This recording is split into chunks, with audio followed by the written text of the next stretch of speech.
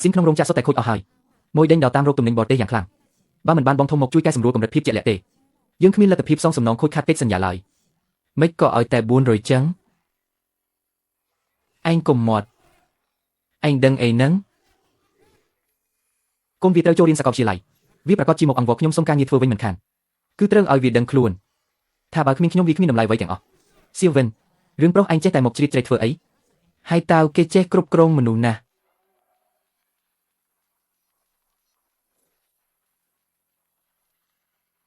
បងប្រុសសៀវយូអ្នកទាំងពីរមកដល់ហើយឆាប់ចូលក្នុងផ្ទះមកឲ្យកក់ក្ដៅបន្តិចទៅ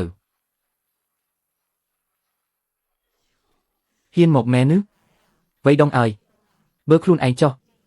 សំបីតែអាវថ្មីសម្រុំមួយក៏គ្មានលទ្ធភាពទិញផងវៃដងមកដល់ហើយឬដល់ថ្ងៃទី3នៃឆ្នាំថ្មីហើយទើបតែមកដល់ឬគ្មានចេះក្រឹតក្រមអ្វីសោះឆាប់មកអង្គុយចុះមកបងប្រុសអង្គុយចុះមកអាហារថ្ងៃនេះម្ហូបសមុទ្រនាំចូលនឹងស្រាល្អបើកចំហឲ្យហូបដោយសេរីអរគុណសម្រាប់ទឹកចិត្តអ្នកទាំងអស់គ្នាអាហារពេលនេះខ្ញុំមិនញ៉ាំទេថ្ងៃនេះខ្ញុំមកទីនេះគឺដើម្បីដោះស្រាយរឿងរ៉ាវរវាងយើងទាំងពីរឲ្យដាច់ស្រឡះតែម្ដង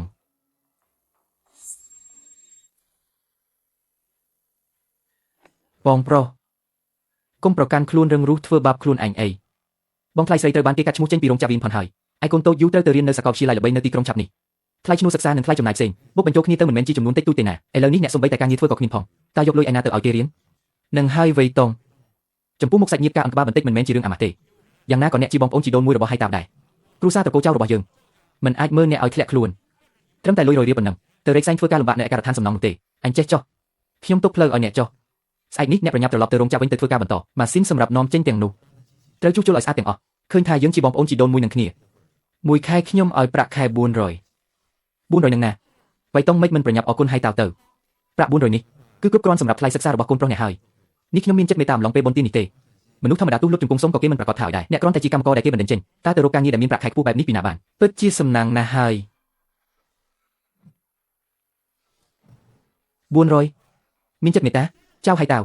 តើអ្នកគិតថាពិភពលោកទាំងមូលសុទ្ធតែដូចអ្នកឬគ្រាន់តែបានចំណេញតិចតួចសេះសល់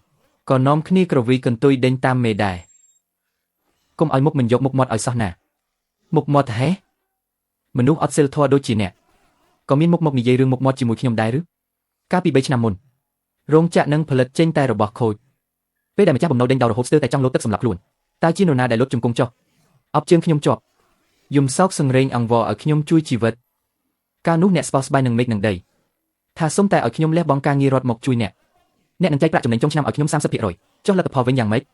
3ឆ្នាំមកនេះខ្ញុំធ្វើការហត់នឿយទាំងយប់ទាំងថ្ងៃដោយសារតែជំនាញកម្រិត8ដ៏ប៉ិនប្រសប់របស់ខ្ញុំទើបអាចសង្គ្រោះរោងចក្រស្អុយរលួយរបស់អ្នកឲ្យរស់ឡើងវិញបាន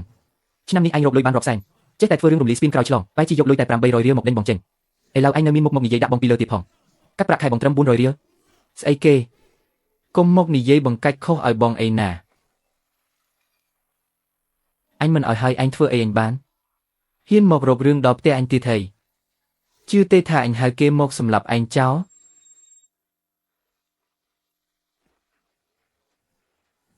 អញហ៊ានជាឪពុកអញផងហើយសាក់ជេរមួយម៉ាត់ទៀតមើលអើយក្មេងជំនាន់ក្រោយនេះវាមិនស្គាល់ច្បាប់ទម្លាប់មែនវាបះបោះហើយវាពិតជាបះបោះមែនវាយតុងឯងមិនចេះអប់រំកូនចៅឯងឲ្យល្អសោះឈប់សៀវយូលេងគាត់ទៅហើយថៅអីសុំទោសគេទៅកាលពីមុនបងធំធ្លាប់ជួយពួកយើងបែបណាខ្លះឯងមិនដឹងខ្លួនទេហេឥឡូវនេះគ្រឿងចាក់ក្នុងរោងចក្រខូចអស់ហើយការនាំចេញមិនទាន់រួចរាល់ទេគ្រាន់តែថ្លៃពីនៃក៏អាចធ្វើឲ្យពួកយើងស្លាប់បានដែរចុះអ្នកមិនអាចដាក់មុខមាត់ដល់គួរឲ្យអាណិតនោះចុះខ្លះទេសុំអង្គរបងធំឲ្យបានល្អបន្តិចទៅចេះតែនិយាយការពីអ្នកក្រៅសិនតូចចៅហៃតាវឯងពិតជាអស់សង្ឃឹមហើយសៀវយូយើងទៅវិញចុះក្តឹបទៅចេញឲ្យអស់ពីទីនេះទៅចៅវៃតុងបើថ្ងៃនេះអញហ៊ានបោះជំហានចេញពីទ្វារនេះទោះជាថ្ងៃក្រោយមកលុបជង្គង់សុំអង្គខ្ញុំក៏ខ្ញុំឲ្យប្រាក់ខែឯងតែ200ដែរចៅហៃតាវស្ដាប់ខ្ញុំឲ្យច្បាស់ណាកុំថាឡើយ400ទោះបីពេលនេះអញឲ្យខ្ញុំ1សែនក៏ដោយខ្ញុំក៏ដាច់ខាតមិនធ្វើការឲ្យឯងដែរ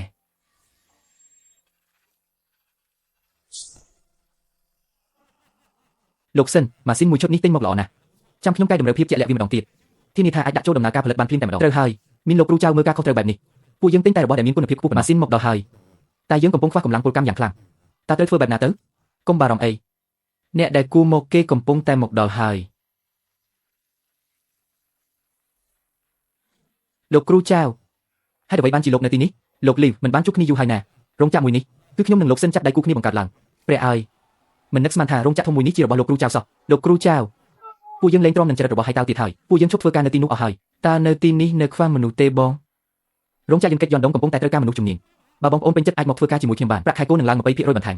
ឲ្យតែជាអ្នកធ្វើការរហ័សរហួនធ្វើការប្រកបដោយគុណភាពប្រាក់រង្វាន់ប្រចាំខែខ្ញុំធានាថាមិនឲ្យខ្វះឡើយ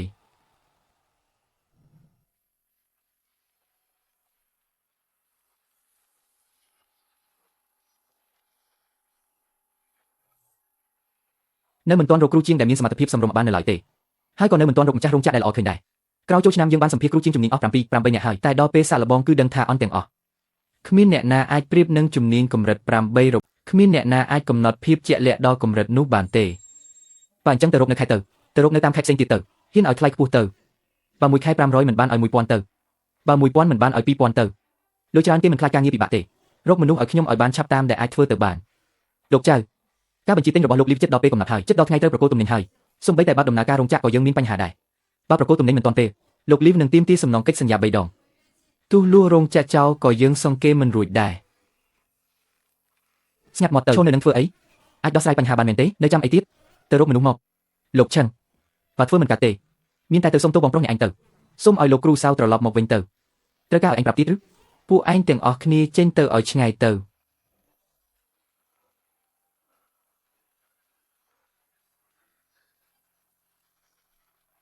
លោកពុកអាចារ្យនោះមិនក៏មិនទាន់មកសុំអង្វរខ្ញុំទៀតឯងឆាប់រកវិធីទូរស័ព្ទហៅវាទៅខ្ញុំមិនខ្វល់ទេថាឯងប្រើវិធីណាត្រូវតែឲ្យវាត្រឡប់មកធ្វើការវិញជួសជុលម៉ាស៊ីនឲ្យខ្ញុំឲ្យរួចរាល់អាឡូបងប្រុសបងនៅផ្ទះមែនទេវាយតុងនៅទីនោះទេជៀនប៉ាងហោវាយតុងមិននៅផ្ទះទេវាចេញទៅរកការងារបាត់ហើយបងប្រុសមិនមែនខ្ញុំចង់បន្ទោសបងទេណាឯងជាឪពុកគេត្រូវតែចេះអប់រំកូនច្បងឯងខ្លះផងរាត្រីថ្ងៃចូលឆ្នាំចិននោះអ្វីដែលវាបានធ្វើនៅផ្ទះខ្ញុំពិតជាធ្វើឲ្យត្រកូលចៅរបស់យើងបាត់បង់មុខមាត់អស់ហើយជៀនប៉ាងរឿងនេះមិនអាចបន្ទោសតែវៃតុងម្នាក់ឯងបានទេកាលនោះឯងនឹងហៃតាវទេតាដែលអង្វរឲ្យវៃតុងជួយឯងនឹងឥឡូវហៃតាវរកលុយបានច្រើនបែរជាឲ្យលុយតែ800យ៉នដើម្បីបិទមាត់គេសួរថាមាននរណាទៅសប្បាយចិត្តនឹងរឿងនេះបងធំហើយអ្វីក៏បងវង្វេងវង្វាន់តាមគេដែរហៃតាវគឺជាប្អូនជីដូនមួយបង្កើតរបស់វាឲ្យ800យ៉ននឹងវាមានបញ្ហាអីទៅបើគ្មានហៃតាវជួយឲ្យបាយហូបតើវាមានថ្ងៃនេះទេឥឡូវរោងចក្រហៃតាវខ្វះមនុស្សម៉ាស៊ីនរាប់សិបគ្រឿងកំពុងរងចាំដំណើរការបងប្រញាប់ហៅវៃតុងឲ្យត្រឡប់ទៅធ្វើការវិញទៅយើងជាបងប្អូននឹងគ្នាបងប្អូនកាត់មិនដាច់ទេហៃតាវចិត្តខ្សែខាងហើយគ្រូសាតកោចៅនឹងបាត់បង់មុខមាត់តាមចិត្តវៃតុងពេកគេមិនមែនក្មេងទេជៀនប៉ាវវៃតុងអាយុជាង40ឆ្នាំទៅហើយគេមានគំនិតផ្ទាល់ខ្លួនហើយខ្ញុំមិនខ្វល់ថាគេអាយុប៉ុន្មានទេគេជាកូនប្រុសរបស់អ្នកណាបើសិនជាអ្នកមិននិយាយតើឲ្យនរណាជាអ្នកនិយាយថ្ងៃនេះត្រូវតែបង្កប់វៃតុងឲ្យបានឲ្យគេមកឲ្យទាន់ពេលនៅថ្ងៃស្អែកហើយជួសជុលម៉ាស៊ីនឲ្យរួចរាល់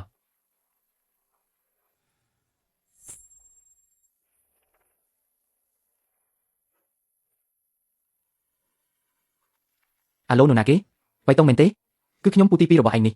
ប៉ុន្មានថ្ងៃនេះឯងសំងំនៅក្នុងផ្ទះកំហឹងប្រហែលជាបាត់អស់ហើយមែនទេរឿងដែលឯងធ្វើនៅថ្ងៃចូលឆ្នាំចិននោះពូមិនប្រកាន់ទោសពេកឯងទៀតទេថ្ងៃនេះពូខំមកឯងគឺដើម្បីឲ្យឯងមានច្រកចុះវិញពូបានសម្រេចចិត្តជំនួសហៃតាវរួចហើយនឹងដំឡើងប្រាក់ខែឲ្យឯង$500ក្នុងមួយខែនេះក៏ព្រោះតែយើងជាសាច់ឈាមនឹងគ្នាបងប្អូនកាត់មិនដាច់ទើបពូឲ្យថ្លៃកប់ពុកបែបនេះ$500ហ្នឹងចេះគិតទៅបានល្អហើយឯងជាអតីតកម្មករកម្រិត2ដែលគេបញ្ឈប់ពីការងារតើទៅរកការងារឯណាតែបានលុយ$500ក្នុងមួយខែឈប់សិនកុំធ្វើជាមនុស្សមិនស្គាល់ល្អអាក្រក់ទៀតអីស្អែកព្រឹកនេះអញត្រូវត្រឡប់ទៅរោងចក្រភ្លាមហើយជួសជុលម៉ាស៊ីនសម្រាប់ផលិតទំនិញនាំចេញទៅឲ្យដំណើរការល្អមករឿងនេះចាត់ទុកថាចប់ត្រឹមនេះចុះលោកពូជប់លេងល្បែងកលល្បិចរបស់ពួកអ្នកគិតថាខ្លួនឯងត្រូវជានិច្ចនោះកុំថាឡាយ$500ទោះជាថ្ងៃនេះយកលុយ50000ឬ100000មកដាក់នៅមុខខ្ញុំក៏ខ្ញុំមិនព្រមជើងចូលទៅក្នុងរោងចក្រស្មច្ឆ័យរបស់ហៃតាវមួយជំហានឡើយចៅវៃដងហេតុអ្វីក៏ឯងរឹងរូសសម្លេះសូម្បីតែថ្លៃរៀនរបស់ CVU ក៏ឯងគ្មានប្រាក់បង់ផងនៅធ្វើជាខ្លាំងដាក់ឯងធ្វើអ្វីទៀតគ្មានប្រាក់បង់ថ្លៃរៀនពូរំខានពូជួយប្រាប់ទៅហៃតាវផងខ្ញុំមិនត្រូវការឲ្យពួកគាត់មកអាណិតអាសូរឡើយឥឡូវនេះខ្ញុំមានរោងចក្រម៉ាស៊ីនផ្ទាល់ខ្លួនមួយហើយទាំងទំហំការងារនិងប្រាក់ចំណេញគឺល្អជាងរោងចក្រកំពេចកំប៉ុករបស់គាត់រាប់រយដងខ្ញុំកំពុងតែមានញឹកនឹងការទទួលការងារធំពីក្នុងក្រុងលើកក្រោយកុំខលមកខ្ញុំទៀតឯងបើករោងចក្រហេមនុស្សដូចឯងនឹងណាចៅវាយគាត់និយាយថាគាត់បើករោងចក្រគ្រឿងយន្តធំមួយដោយខ្លួនឯងបើករោងចក្រមនុស្សដូចវានឹងណាបើអាជីវកម្មធំបែបនេះដើមទុនយ៉ាងហោចណាស់ក៏រាប់សែនដុល្លារដែរជាក្រោយក៏វាមិនអាចមានលទ្ធភាពដែរ ពួកឯងចាញ់បោកវាហើយនេះវាគ្រាន់តែជាពាក្យកុហកដែលវាបង្កើតឡើងទេបើវាពិតជាបើករោងចក្របានមែនកុំហៅឈ្មោះខ្ញុំថាយ៉ាងនោះទៀតចៅហ្វាយខ្ញុំស៊ើបសួរច្បាស់ហើយចៅវ៉ៃដងពិតជាបើករោងចក្រធំមួយនៅជីក្រុងមែនឈ្មោះថារោងចក្រគ្រឿងយន្តយួនដងជាងដែលឈប់ពីយើងពួកគាត់ទៅធ្វើការនៅទីនោះទាំងអស់ហើយឯងថាស្អីណាមិនអាចទៅរួចទេទៅជីក្រុងខ្ញុំចង់ដឹងណាស់ថាអាវីដងវាកំពុងធ្វើស្អី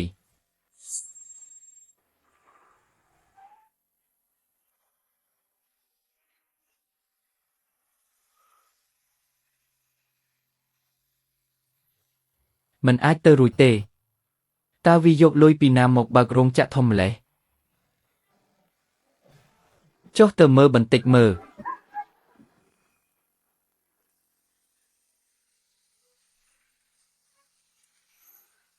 ចៅវីដង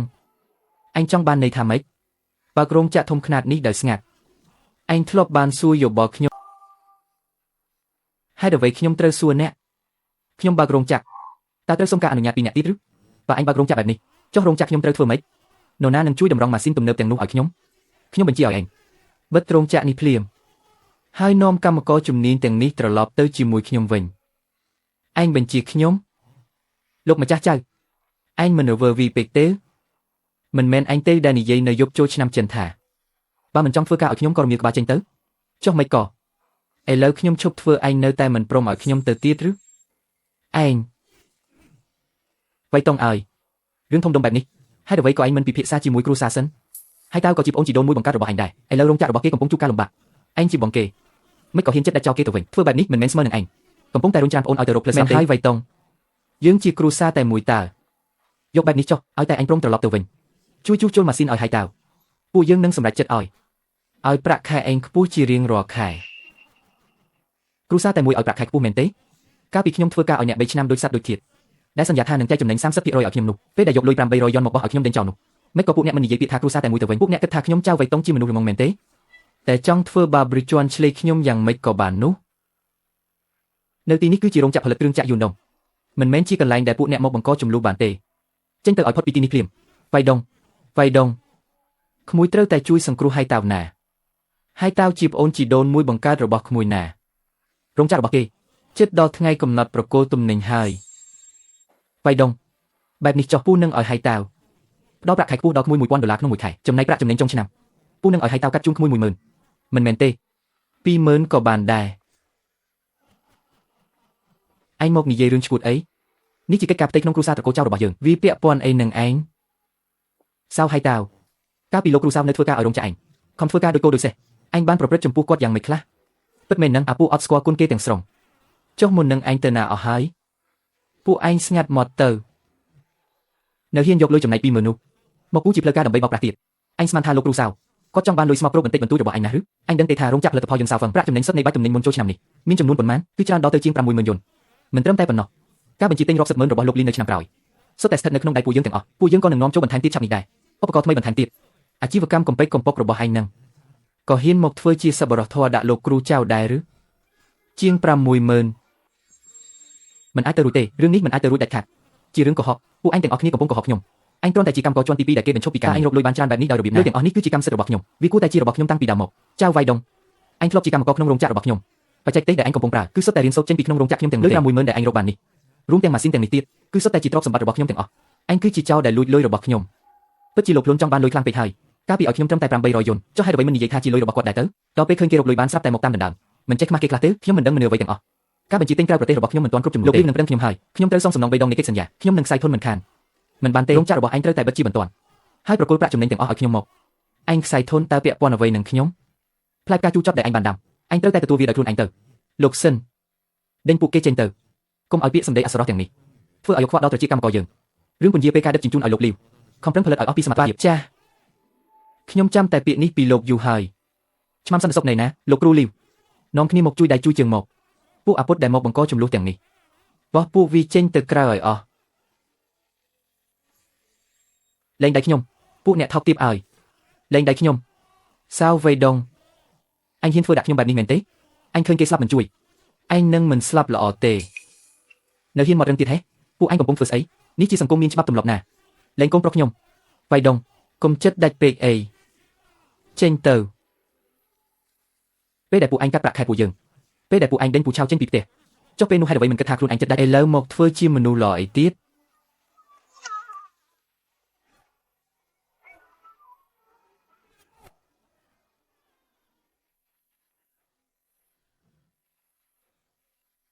ហើយថៅប៉ាម៉ាក់នេះវាមានរឿងអីកើតឡើងហេតុអ្វីបានជាខ្លាយទៅជាបែបនេះកុំនិយាយដល់វាអីខ្ញុំខឹងណាស់ឆៅវៃដងវាធ្វើលើសលប់ពេកហើយមិននឹកស្មានថាវាបើករោងចក្រធំបានមែនថែមទាំងប្រើសន្តិសុខឲ្យបណ្ដេញពួកយើងចេញដូចជាសម្រាមអញ្ចឹងស៊ីវិនអើយអញមិនដឹងទេថាឆៅវៃដងវាធ្វើដាក់ពួកយើងយ៉ាងណាខ្លះ